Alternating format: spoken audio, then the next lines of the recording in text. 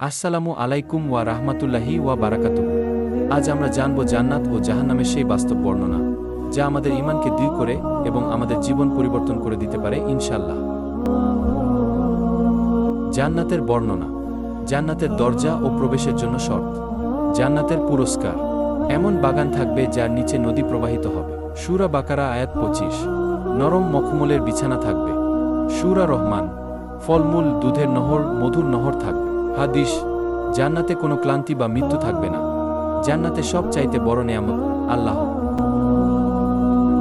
জাহান্নামের ভয়াবহতা। জাহান্নামের আগুন দুনিয়ার আগুনের ৭০ গুণ বেশি উত্তপ্ত। সহিহ বুখারী। জাহান্নামের খাদ্য জাক্কুম গাছের ফল, পানীয় ফুটন্ত পানি ও পুজ। শাস্তি, ত্বক পুড়ে যাবে, আবার নতুন ত্বক তৈরি হবে। সূরা নিসা। জাহান্নামের দরজা ও পাহারাদার ফেরেশতা। জান্নাত লাভের উপায়।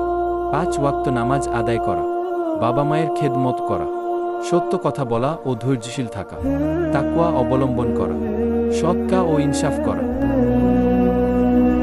জাহান্নাম থেকে বাঁচার উপায়।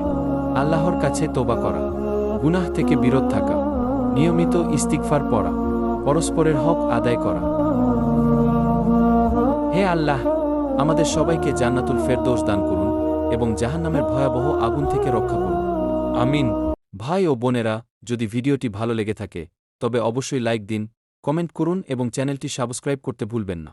সবাইকে পৌঁছে দিন এই পবিত্র বার্তা।